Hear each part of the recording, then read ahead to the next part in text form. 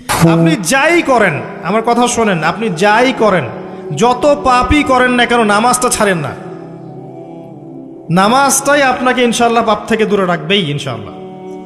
যে ব্যক্তি নামাজ পড়ে তার মধ্যে একটা মনের মধ্যে একটা ভয় কাজ করে যে আমি নামাজ পড়লাম, কিভাবে ঘুষ নিব, নামাজটা পড়লাম কেন সুদ খাবো, নামাজ পড়লাম কেন মানুষকে ঠকাবো। তার মনের ভিতর কিন্তু একটা সারা একটা নকিং হবেই। ইন্না সলাতা তানহা আনিল ফাহশাই ওয়াল মুনকার, সালাত আপনাকে সমস্ত অশ্লীল এবং গর্হিত কাজ থেকে বিরত রাখবে ইনশাআল্লাহ। নামাজটা ছাড়েন না, যত পাপ করছেন করেন, আমি বলি নামাজ ছাড়েন না। ইনশাআল্লাহ একদিন নামাজই আপনাকে পাপ থেকে বের করে আনবে ইনশাআল্লাহ। শয়তান আপনাকে হতাশ করতে চাইবে, শয়তান আপনাকে হতাশ করতে চাইবে যে তুই তো গার্লফ্রেন্ডের সাথে কথা বললি, রাতের বেলা পর্ন দেখলি, তুই তো ফ্রি মিক্সিংয়ে আছিস, তুই মাদকদ্রব্য খাচ্ছিস, তুই কাজে ফাঁকি মারিস, তুই ট্যাক্স আদায় করিস নাই, দুর্নীতি করছিস, তুই আবার নামাজ পড়বি কেন। শয়তান আপনাকে এগুলো বোঝাবে কিন্তু যে নামাজ তো আমার শোভা পায় না, আমি তো অনেক পাপী মানুষ। এই ধোকায় পা দিবেন না। আপনি নামাজ কন্টিনিউ করতে থাকেন, ইনশাআল্লাহ আল্লাহ পাক আপনাকে পাপ থেকে বের করে আনবেন ইনশাআল্লাহ। ওই নামাজটা যদি ছেড়ে দেন তাহলে আর কোনো হাতিয়ার বাকি থাকবে না। আর আপনি যত পাপ করেন না কেন, মায়ুস হবেন না, মন ছোট করবেন না। আপনার একটা সেজদা, যে সেজদা আপনি চোখের পানি ঢেলে দিয়েছেন আল্লাহর কাছে যে আল্লাহ আমার ভুলগুলো তুমি মাফ করে দাও, আমার তওবা তুমি কবুল করো, ইনশাআল্লাহ দেখবেন ওই একটা সেজদা যদি কবুল হয়ে যায় আল্লাহ পাক আপনার সব গুনাহ মাফ করে দিবেন ইনশাআল্লাহ। হতাশ হবেন না। শয়তান হতাশ করতে চাইবে মানুষকে, শয়তান মানুষকে হতাশ করতে চাইবে। এমনকি আপনার যদি পাহাড়ের পরিমাণ ঋণ থাকে, ওই ঋণ শোধ করার ব্যবস্থা আল্লাহ পাক করে দিবেন ইনশাআল্লাহ তাআলা। হতাশ হবেন না, নামাজ ছাড়েন না। আর আমি একটা কথা বারবার বলেছি, আবারও বলছি যে চলমান যে 3G 4G নামাজগুলো চলছে এগুলো থেকে নিজেকে দূরে রাখবেন। সব এখন ডিজিটাল, নামাজও ডিজিটাল। দেখা যায় যে 5 মিনিটের মধ্যে 4 রাকাত নামাজ শেষ মাশাআল্লাহ। ইমাম সাহেব যদি 10 মিনিট পড়ায় দেয় তাহলে তো তার চাকরি নট। বোঝেন না এত তারা, আমার সময় নাই, আমরা ব্যস্ত মানুষ, এত সময় লাগে নামাজ পড়তে। ইমাম সাহেবকে বলছে, কমিটি ইমাম সাহেবকে চার্জ করছে, অথচ ইমামের উচিত তাদেরকে চার্জ করা। উল্টে গেছে এখন আর কি। ওইদিকে আসবো আমি। দাসী তার মনিবকে জন্ম দিবে, মানে সমাজের ন্যায় অন্যায়, ভালো মন্দ, হক বাতিলের মানদণ্ড উল্টে যাবে। দাসী কখনো মনিবকে জন্ম দেয়? মানদণ্ড উল্টে যাবে। আসেন রিল্যাক্সে নামাজ পড়বেন ইনশাআল্লাহ। আল্লাহ পাক তৌফিক দান করুন। নামাজের মধ্যে যা পড়ছেন এটাকে বোঝার চেষ্টা করতে হবে অর্থটা, তখন দেখবেন নামাজে মনোযোগ বাড়বে ইনশাআল্লাহ। তার আগে অজুটাকে ভালো করে করবেন, তাড়াহুড়া করে অজু করবেন না, রিল্যাক্সে অজু করেন। অজুর অঙ্গগুলোকে সুন্দর করে ধন। অজু পরিষ্কার হয় না, এই জন্য নামাজে মনোযোগ থাকে না। আর একটা বদ অভ্যাস আমারও আছে, আপনাদের সবারও আছে আমি জানি।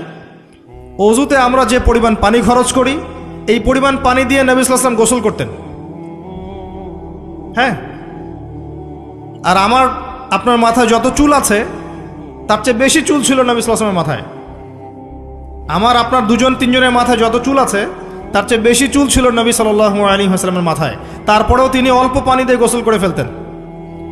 আর আমাদের দেখবেন জারিমানের জোর যত বেশি, তার ট্যাপের স্পিড তত বেশি। মসজিদে যাবেন দেখবেন জোরে ট্যাপ ছেড়ে দিয়েছে, অজু করতেছে। একজন মানুষের গোসলের পানি দিয়ে একাই অজু করে ফেল। পানির লেয়ার দিন দিন নেমে যাবে আমাদের এই পাপের কারণে। কুল আরাআইতুম ইন আসবাহা মাউকুম গাওরা, সূরা মুলকের শেষ আয়াত পড়ে দেখেন। বলুন হে নবী, তোমরা যদি কখনো সকালে উঠে দেখো যে পানির স্তর সব নিচে নেমে গেছে, পানি নাই, ফামা ইয়াতিকুম বিমাইন মাইন, কোন সেই সত্তা আছে তোমাদেরকে পানি এনে দিবে, প্রবাহমান পানি। দিন দিন ঢাকা শহর সহ বড় বড় যে সিটিগুলো আছে এগুলোর পানির লেয়ার নিচে নেমে যাচ্ছে। আমাদের অপচয়ের কারণে এমন হচ্ছে। প্রচুর পানি আমরা অজুতে অপচয় করি। গোসল দেখবেন শাওয়ার নিচ্ছে, ওই যে আমাদের ডিজিটাল ইয়াজুজ আর মাজুজের বাথরুম যেগুলো আছে, পানি চোষা বাথরুম, মানে 10-20 বালতি পানি দিয়ে শাওয়ার নিয়ে নিবে। হ্যাঁ, আর মহিলা হলে তো কথাই নাই, আরো 10 বালতি এক্সট্রা লাগায়। তো সমস্যা, অজু ঠিক করতে হবে। তারপরে সলাতে মনোযোগ বসবে ইনশাআল্লাহ। আল্লাহ পাক আমাদেরকে সলাত বুঝে আদায় করার তৌফিক দান করুন। মনোযোগ চলে যাবে, যাওয়া আসা করবে, মনোযোগ যাওয়া আসা করবেই, কিন্তু মনোযোগ ধরে রাখার চেষ্টা করতে হবে ইনশাআল্লাহ তাআলা। আল্লাহ পাক যদি ইহসান দান করেন মনোযোগ বাড়বে ইনশাআল্লাহ আযজা ওয়া জাল। আরেকটা টিপস বলবো, সেটা হলো নামাজে সূরাগুলোর মধ্যে ভেরিয়েশন রাখতে হয়। যেমন প্রতিদিন যদি আপনি একই রকম সূরা পড়েন, আমি নিজেও দেখেছি যে আপনি প্রত্যেক ওয়াক্তেই যদি একই সূরা দিয়ে নামাজ পড়ে থাকেন, দেখবেন মনোযোগটা তুলনামূলক কম পাচ্ছেন। তো এক এক রাকাতে যদি আপনি ভেরিয়েশন নিয়ে আসেন, সূরার মধ্যে ভেরিয়েশন বোঝেন তো, বৈচিত্র্য নিয়ে আসেন, আপনি দেখবেন মনোযোগ বাড়বে। খেয়াল করে দেখেন। এবং তাসবিহ তাহলিল যেগুলো করছেন, এগুলোর অর্থটার দিকে যদি ফোকাস করেন, মনোযোগ কিছুটা হলেও বাড়বে। আরেকটা কাজ করলে মনোযোগ বাড়বে, প্রত্যেক সেজদায় দোয়া করতে পারলে। সেজদা করছেন, শুধু সুবহান রাব্বিয়াল আ'লা এতটুকু বলে উঠে যাবেন না, কমপক্ষে একটা দুটো দোয়া করেন সেজদায়, কারণ সেজদায় সবচেয়ে বেশি দোয়া কবুল হয়। আল্লাহ রাসূল সাল্লাল্লাহু আলাইহি ওয়াসাল্লাম বলেছেন, বান্দা সেজদায় আল্লাহর যত কাছে থাকে, অন্য কোনোভাবে বান্দা এত কাছে আসতে পারবে না। এবং এখানে তোমরা বেশি বেশি দোয়া করো। নবী সাল্লাল্লাহু আলাইহি ওয়াসাল্লাম বেশি বেশি দোয়া করতে বলেছেন। দোয়ার জন্যে হুজুর ডেকে এত খাওয়ানোর দরকার নাই, নিজে দোয়া করা শেখেন, নিজের বাবার জন্যে, মায়ের জন্যে, আপনার আত্মীয় স্বজনের জন্য, আপনার নিজের জন্য, আপনার স্ত্রী সন্তানের জন্য, সমাজের জন্য, উম্মার জন্য, দেশের জন্য আপনি দোয়া করতে শেখেন। আপনার একটা প্রয়োজন, এই প্রয়োজনটাকে আমি বুঝতে পারবো, ওই আবেগটা কি আমার আসবে? আপনার যেটা প্রয়োজন, আপনার আবেগ আপনার আসবে। আপনার সন্তান অসুস্থ, আমি কি বুঝবো সেই ফিলিংসটা কেমন? আপনি বুঝবেন সেই ফিলিংসটা কেমন। অতএব নিজে আল্লাহর সাথে সম্পর্ক করেন। আর আপনি নিজেকে এত ছোট কেন মনে করছেন? আপনিও আল্লাহর সেই বান্দা, যে বান্দা আমি, যে বান্দা আর 10 জন মানুষ। আল্লাহ পাক আপনাকেও ভালোবাসেন, আল্লাহ পাক অবশ্যই আপনাকে ভালোবাসেন। জীবনের দীর্ঘ সময় পর্যন্ত আপনি আল্লাহকে ডাকেন নাই, আল্লাহ আপনাকে ফেলে দেয় নাই। আল্লাহ আপনাকে খাওয়ান, এখনো পরান, বাঁচিয়ে রেখেছেন, আল্লাহ নিয়ামত দিয়েছেন। আল্লাহ আপনাকে ভালো না বাসলে এমনি করেন? আল্লাহ পাক অপেক্ষা করছেন কবে খালি আপনি আসবেন আল্লাহর কাছে, এসে বলবেন আস্তাগফিরুল্লাহ ওয়া আতুবু ইলাইহি। আল্লাহ পাক অপেক্ষা করে বসে আছেন আপনার জন্য। আপনি কোথায় যাচ্ছেন? ফাআইনা তাযহাবুন। আল্লাহ পাক বলেছেন ফাআইনা তাযহাবুন, কোথায় যাচ্ছ তোমরা? কোথায় যাচ্ছেন? টাকার পিছনে, বাড়ি গাড়ি, স্ট্যাটাস, স্ত্রী সন্তান, ভোগবিলাসের পিছনে? আল্লাহ অপেক্ষা করছেন আপনার জন্য। আসেন, সেজদা করেন। ওয়াসজুদ ওয়াকতারিব, সেজদা করেন, নিকটবর্তী হন। আল্লাহ আপনার জন্য অপেক্ষা করছেন। যাবেন না আল্লাহর কাছে? আল্লাহ পাক সবাইকে আল্লাহর কাছে ফিরে আসার তৌফিক দান করুন। এটাই হোক আমাদের কাছে আসার গল্প, এটাই হোক আমাদের কিসের গল্প? কাছে আসার গল্প। আমাদের জেনার গল্প দরকার নাই। ওদের কাছে জেনা হচ্ছে কাছে আসার গল্প, যার ব্যাপারে আল্লাহ বলেছেন লা তাকরাবু জিনা, ওর ধারের কাছেও যেও না, আর তারা ওইটাকে বলবে কাছে আসার গল্প। ইন্না লিল্লাহি ওয়া ইন্না ইলাইহি রাজিউন। আল্লাহ পাক আমাদের যুবক যুবতীদেরকে হেদায়েত দান করুন, পিতা মাতাদেরকে পরিবারে অনুশাসন বজায় রাখার তৌফিক দান করুন। আমাদের এই কাজগুলোর প্রতিফল কিন্তু আমাদেরকে ভোগ করতে হবে। আমাদের মেয়েদের, আমাদের ছেলেদের, তাদেরকে আমরা কিভাবে বড় করছি, এটার হিসেব কিন্তু আমাদেরকে চুকিয়ে দিতেই হবে। পিতামাতাদেরকে বলবো সচেতন হয়ে যান। আল্লাহ পাক তৌফিক এনায়েত করুন, আমিন। আর যারা ওই পথে চলে গেছেন তাদের উদ্দেশ্যে একটা কথা বলবো, সেটা হচ্ছে যে এটা একটা মোহ, একটা ভ্রম।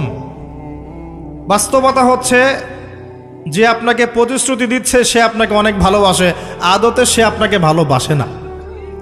আদতে সে আপনার অবস্থানকে ভালোবাসে। আপনি আজ হোক আর কাল হোক এটা বুঝতে পারবেন যে সে আপনাকে ভালোবাসে না, আপনার অবস্থানকে ভালোবাসে। আপনার অবস্থান যদি ভালো থাকে সে আপনাকে ভালোবাসবে, অবস্থান ভালো না থাকলে ভালোবাসবে না। একইভাবে আপনি একটা মেয়ের কাছে যে ভোগবিলাস চাচ্ছেন, একটা ছেলে একটা গায়রে মাহরাম মেয়ের সাথে ফ্রি মিক্সিং করলে তার একটাই উদ্দেশ্য থাকে, সেই মেয়েটাকে ভোগ করা। সুযোগ পেলেই সে মেয়েটাকে ভোগ করে ফেলবে। আর একইভাবে এই মেয়েও দেখবেন আপনার যতটুকু সামর্থ্য আছে, অর্থবিত্ত যা যা আছে, এটাকে সে ইউজ করার চেষ্টা করছে তার স্বার্থে। বাস্তবিক অর্থে দুজন দুজনকে ভালোবাসে না মোটেই, দুজন দুজনের স্বার্থকে ভালোবাসে। ভালোবাসা আল্লাহর পক্ষ থেকে আসে। কখন আসবে? যখন আপনি হালালের উপর থাকবেন, যখন আপনি বিয়ে করবেন হালালভাবে, অচেনা একটা মেয়ের প্রতি দেখবেন আল্লাহ পাক এমন ডিভাইন একটা লাভ দিয়ে দিবেন, ওয়াজআলা বাইনাকুম মাওয়াজ্জাতা ওয়া রাহমা, আল্লাহ পাক তার পক্ষ থেকে উভয়ের মাঝখানে হৃদ্যতা, ভালোবাসা, মহব্বত দান করবেন। বলুন সুবহানাল্লাহ। এটা ডিভাইন, আল্লাহর পক্ষ থেকে আসবে, ঐশ্বরিক। আর বাকিটা হচ্ছে পৈশাচিক, শয়তানি, প্রবৃত্তির দাসত্ব, ভোগবাদী। এগুলো খেয়াল রাখবেন। এতে করে যা হবে, আপনি একবার আপনার ইজ্জত হারায় ফেললে কখনো ফিরে পাবেন না। অদ্ভুত বিষয়, মানে এই বিষয়গুলোকে আমরা কিছু মনেই করি না এখন। আমরা কিন্তু কিছু মনেই করি না, মনে করি এটা একটা মানে সোশ্যাল কালচার, গার্লফ্রেন্ড বয়ফ্রেন্ড থাকবে, একটা সোশ্যাল কালচার। এভাবে যে কত ছেলে কত মেয়ে, লক্ষ লক্ষ কোটি কোটি নিত্যদিন জেনা করছে, আল্লাহ ভালো জানে। আল্লাহ পাক আমাদের যুব সমাজকে হেদায়েত করুন, আমিন। আর যে প্রশান্তির জন্য আপনি তার কাছে যাচ্ছেন, সেটা তার কাছে নাই। প্রশান্তি আছে কোরআনের কাছে, প্রশান্তি আছে নবীর সুন্নায়, প্রশান্তি আছে আল্লাহর জন্য সেজদায়। তার আল্লাহর জন্য আল্লাহকে স্মরণ করে আপনি কাঁদবেন, প্রশান্তি পাবেন। আল্লাহর জন্য কিছু কাজ করবেন, তার দিনের কোনো খেদমত করবেন, প্রশান্তি পাবেন।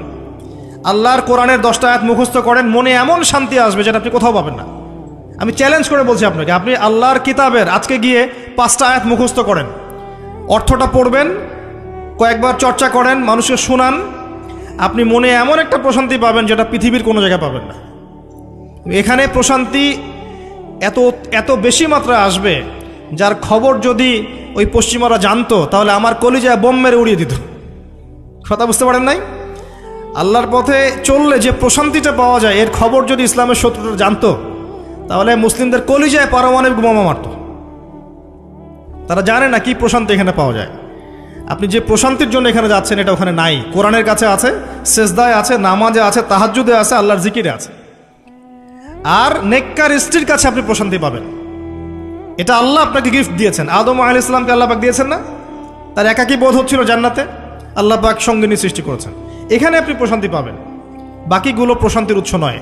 পরে দেখা যাবে ওখানে ছ্যাঁকা খেয়েছে, খেয়ে তারপরে মাদক সেবন করবে, তারপরে মিউজিকের কাছে যাবে, তারপরে দেখবেন যে পতিতালয়ে যাচ্ছে, তারপরে অহেতুক গুন্ডামি করবে, জীবনটা উচ্ছৃঙ্খল হয়ে গেল।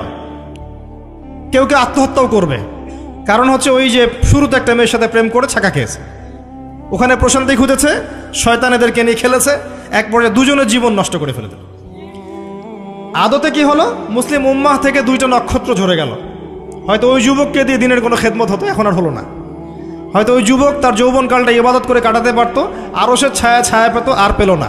শয়তান সাকসিড, শয়তান জিতে গেল। এ হচ্ছে বাস্তবতা। বাস্তবতা বোঝেন, আল্লাহর কাছে ফিরে আসেন, আল্লাহ আপনার অপেক্ষা করছেন। আসবেন না আল্লাহর কাছে? এটাই হোক আল্লাহর কাছে আমাদের কাছে আসার গল্প। আল্লাহ পাক আমাদেরকে তৌফিক দান করুন, আল্লাহুম্মা আমিন। ওই যে হিসনুল মুসলিম একটা বই আছে না, বা কিতাবুজ জিকির, কিতাবুদ দোয়া, আল আসকার, এমন অনেক বই পাওয়া যায়। এই বইগুলো কিনবেন, ওখানে দেখবেন অনেক জিকির আজগার দেওয়া আছে, দৈনন্দিন জিকির আজগার দেওয়া আছে, তাসবিহ তাহলিল দেওয়া আছে, সকাল সন্ধ্যার মাসনুন দোয়াগুলো দেওয়া আছে। এগুলো মুখস্থ করেন, কিছু হলেই হুজুর দোয়া করে দেন, হুজুর ফু দিয়ে দেন, হুজুর পানি পরা দেন। আগে হুজুরের উপর ডিপেন্ডেন্সি কেন? নিজে আল্লাহর কাছে চাওয়া শিখেন। সেজদায় গিয়ে আল্লাহকে বলেন, আল্লাহ আমার অসুস্থ, আমি অসুস্থ, আমাকে শেফা দাও। সেজদায় গিয়ে বলেন, আল্লাহুম্মা আতিনা ফিদ দুনিয়া হাসানা ওয়া ফিল আখিরাতি হাসানা ওয়া কিনা আযাবান নার। হাত উঠান, আল্লাহকে বলেন, আল্লাহ আল্লাহুম্মা আইনি আলা যিকরিকা ওয়া শুকরিকা ওয়া হুসনি ইবাদাতিক। আল্লাহকে বলেন, ইয়া শাফি, ইয়া আল্লাহ, ইয়া রহমান, ইশফিনি, আমাকে শেফা দান করেন। আগে আল্লাহর সাথে কথা বলা শিখেন, তাই না ভাই? তারপরে দোয়া নিবেন, পানি পরাও নিতে পারেন, ঝাড়ফুঁক নিতে পারেন, সেটা আছে বৈধতা অবশ্যই, এটাও ঠিক আছে। কিন্তু আগে আপনি আল্লাহকে চিনতে শিখেন। বেশি বেশি রোজা রেখে ইস্তেগফার করবেন, আল্লাহ পাক তৌফিক দান করেন, আমিন। একটা বইয়ের নাম বলেছে হিসনুল মুসলিম, আল আসকার, কিতাবুদ দোয়া, এরকম অনেকগুলো বই আছে বাজারে। এগুলো কিনে বাসায় মুখস্থ করার চেষ্টা করেন, আল্লাহ পাক তৌফিক এনায়েত করেন, বলি আমিন। কয়টা বললাম? 10টা। 11 নাম্বার, আসলে আমার মার্কিংটা উল্টা পাল্টা তো, যে বুঝতে পারতেছে না, ঠিক আছে। 11 নাম্বার হচ্ছে, শোনেন, 11 নাম্বার হচ্ছে, দেখেন, কোরআন খুলবেন, দেখবেন প্রথমে রোজার প্রসঙ্গ যেখানে আসছে, কুতিবা আলাইকুমুস সিয়াম, সেখানে আগে আসছে সিয়ামের কথা, তারপরে আসছে শাহরুর রমাদান আল্লাযী উনজিলা ফীহিল কোরআন, কোরআনের কথা, তারপরে আবার আসছে ওয়া ইযা সাআলাকা ইবাদি আন্নী ফাইন্নী করিব, দোয়া করার কথা। সুবহানাল্লাহ, কিসের কথা? প্রথমে আসছে রোজা রাখার কথা, তারপরে কোরআনের কথা, তারপরে আল্লাহর কাছে কি করার কথা? দোয়া করার কথা। যখন আমার বান্দারা তোমাকে জিজ্ঞাসা করে, যে আমার সম্পর্কে জিজ্ঞাসা করে, ওয়াইদা সাআলাকা ইবাদি আন্নি, বলো ফাইন্নী করিব, আমি কাছেই আছি, উজিবু দাওয়াতাদ দাঈ ইযা দাআন, দোয়াকারী যখন দোয়া করে আমি তার দোয়া শ্রবণ করি। সুবহানাল্লাহ। ফালিয়াস্তাজিবু লি ওয়াল ইউমিনু বি, আমি তার দোয়া শুনি, অতএব সেও যেন আমার কথা শুনে। সুবহানাল্লাহ। এবং আমার প্রতি ঈমান নিয়ে আসে। তাহলে রোজা রেখে বেশি বেশি কি করব বুঝে ফেলছেন? কি বলেন? দোয়া করবেন। কোরআনের পরে কিসের কথা আসছে? রোজাদারের দোয়া ফেরত দেওয়া হয় না। দোয়া কবুল হওয়ার অন্যতম একটা অস্ত্র হচ্ছে রোজা রেখে দোয়া করা। কেমন করে ফেরত দিবে? আল্লাহর জন্য আমরা না খেয়ে আসি, তাই না? আল্লাহ পাকের মায়া হবে না, দয়া হবে না? আমার বান্দা না খেয়ে আছে, আমার বান্দা পানি ত্যাগ করছে, আমার বান্দা স্ত্রী সহবাস ত্যাগ করছে, হালালগুলো ছেড়ে দিয়েছে আমার জন্যে, তা আমি কেন তার দোয়া? অবশ্যই আল্লাহ পাক উপযুক্ত মনে করলে দোয়া কবুল করবেনই করবেন ইনশাআল্লাহ। দোয়া করার পদ্ধতি জানতে হবে। হারাম খাওয়া যাবে না, শিরিক করা যাবে না, বেদাত করবো না। ইনশাআল্লাহ দোয়া করার আগে আল্লাহর প্রশংসা করব, নবী সাল্লাল্লাহু আলাইহি ওয়াসাল্লামের প্রতি দরুদ পড়ব। ঠিক আছে? দোয়া কবুলের সময়গুলো বেছে বেছে দোয়া করব, ইনশাআল্লাহ দোয়া কবুল হবে। আল্লাহ পাক আমাদেরকে রোজা রাখা অবস্থায় বেশি বেশি দোয়া করার তৌফিক দান করেন। কটা হচ্ছে? 11। 12 নম্বর হচ্ছে রমজান মাসে তারাবির নামাজ জামাতে পড়ব।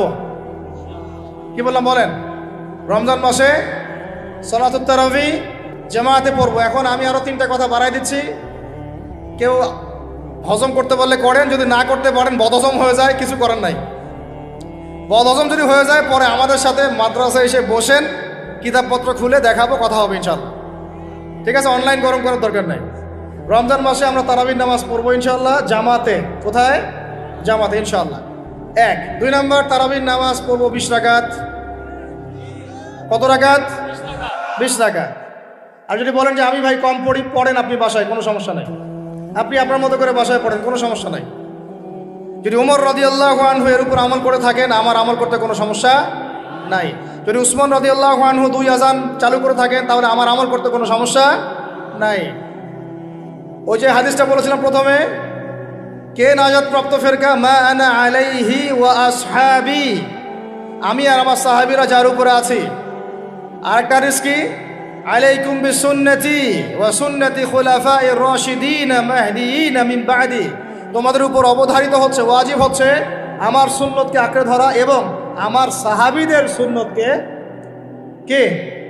আঁকড়ে ধরা। কার কার সুন্নত? আমার সুন্নতকে আঁকড়ে ধরো এবং আমার সাহাবীদের সুন্নতকে আঁকড়ে ধরো, খোলাফায়ে রাশেদার সুন্নতকে আঁকড়ে ধরো, যারা মাহদিয়িন হেদায়েত প্রাপ্ত মিন বাদি, আমার পরে। সাহাবায়ে কেরাম যদি কিছু চালু করেন, আমল করতে কোনো দোষ নাই, বরং এটাই হচ্ছে সুন্নতের আরো শ্রেষ্ঠ অনুসরণ। কারণ আমি তো ওমরের চেয়ে বড় পরহেজগার হইতে পারবো না। পারবেন?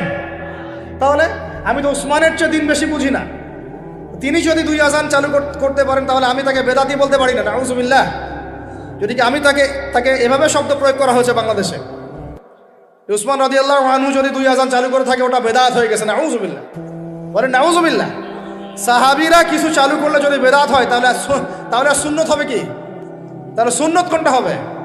তাহলে এই ব্যক্তি এরকম কথা যদি কেউ বলে থাকে, তাহলে তার উচিত হবে এখনই রুজু করে ফিরে আসা, অহংকার না করা, হঠকারিতা না করা, এখনই ইস্তেগফার করে তওবা করে ফিরে আসা। আল্লাহ মাফ করে দিবেন ইনশাআল্লাহ। আর এর উপর হঠকারিতা থাকে না, ওসমান রাদিয়াল্লাহু আনহু যদি 2 আযান চালু করে থাকে, তিনি ভুল করেছেন, তিনি বেদাত করেছেন, নাউযুবিল্লাহ। বিশ্বাস করেন, সাহাবীদেরকে এভাবে কটাক্ষ করলে, আন্ডারএস্টিমেট করলে, এভাবে কথাবার্তা বলে, শানের খেলাফ কথা বললে ঈমানও চলে যেতে পারে। এখন ভাই বলেছি তারাবির নামাজ জামাতে, খতমে তারাবি চেষ্টা করবো ইনশাআল্লাহ 20 রাকাত পড়ব। আল্লাহ পাক তৌফিক দান করে। কত বললাম ভাই? 12, 7, 3টা, 13, 14, 15। 13 হচ্ছে শেষ রাত্রেও কিছুটা সময় হলেও আল্লাহকে ডাকার চেষ্টা করেন, সুন্নত নফল কিছু পড়ার চেষ্টা করেন, দোয়া করেন, কিছু কোরআন তেলাওয়াত করেন। ওই সময় আল্লাহ পাকের রহমত নেমে আসে। আল্লাহ পাক আহ্বান করতে থাকেন, কে আছো আমার কাছে চাইবা, কে আছো আমাকে ডাকবা, কে আছো আমাকে আমার কাছে কিছু চাইবা, ডাকবা, ক্ষমা প্রার্থনা করবা, আমি তোমাকে ক্ষমা করে দিব, আমি তোমাকে যা চাও তাই দিব, আমি তোমার ডাকে সাড়া দিব। এইভাবে আল্লাহ পাক ফজর পর্যন্ত বলতে থাকে। এটাকে কিয়ামুল লাইল করবেন, তাহাজ্জুদ পড়বেন। এটা তাহাজ্জুদ আপনি পরে, এমন না যে আপনি তারাবি পড়েছেন বলে পরে নামাজ পড়তে পারবেন না, এমনটা কিন্তু বিষয়। আপনি পরেও শেষ রাত্রেও নামাজ পড়তে পারবেন ইনশাআল্লাহ। আল্লাহ পাক তৌফিক দান করেন, আমিন। 13 হয়েছে, 13 শেষ। 14 হচ্ছে ভাই, যদি সামর্থ্য থাকে রমজান মাসে একটা উমরা করে আসে। যদি সামর্থ্য থাকে, সবার তো সামর্থ্য নাই, কিন্তু যদি সামর্থ্য থাকে রমজান মাসে একটা উমরা করে আসতে পারেন। আল্লাহ পাক যারা নিয়াত করেছে উমরা করার, আল্লাহ পাক করার তৌফিক দান করেন। আর যারা আল্লাহর ঘর দেখে নাই, আল্লাহ পাক সবাইকে দেখার তৌফিক দান করেন। যারা হজ ফরজ হয়েছে অবিলম্বে হজ করার তৌফিক দান করেন। আল্লাহ পাক আমাদের সবাইকে ফরজ হজ আদায় করার তৌফিক দান করেন। এবং যাদের সামর্থ্য আছে, আল্লাহর মাকবুল বান্দা, তাদেরকে আল্লাহ পাক বেশি বেশি আল্লাহর ঘর জিয়ারত করার তৌফিক দান করেন, আমিন। তো শেষটা হচ্ছে, রমজানে আমরা আমাদের আশপাশের সমাজের যত দরিদ্র মানুষ আছে, অসহায় দরিদ্র ইয়েতিম, বিধবা, মিসকিন, এরকম মুসলিম যারা আছে, তাদের সবাইকে ইনশাআল্লাহ রমজানের পণ্য সামগ্রী, খাদ্য সামগ্রী বিতরণ করবো ইনশাআল্লাহ। এই উদ্যোগটা আমরা সবাই নেই, তো আল্লাহ পাক নেওয়ার তৌফিক দান করেন। আমি প্রত্যেকটা এলাকা ভিত্তিক যুবকরা দাঁড়ায় যাও, হালাল যাদের অর্থ ওদের থেকে কালেকশন করো, করে প্যাকেট রেডি করো। এক পাশে রমজানের প্যাকেজ, চাল ডাল ছোলা বুট যা যা হয়, রমজানের প্যাকেজটা করে সমাজের নিম্নবিত্ত, একদম নিম্নবিত্ত, নিম্ন মধ্যবিত্ত, নিম্নবিত্তরা চেয়ে খাইতে পারে, নিম্ন মধ্যবিত্তরা কিন্তু চেয়েও খাইতে পারে না, ওদের গায়ের হতে লাগে, তাই না? তাদের নাম লিস্ট করে করে সবার ঘরে ঘরে পৌঁছে দেওয়ার চেষ্টা করো। আল্লাহ পাক তৌফিক দান করেন।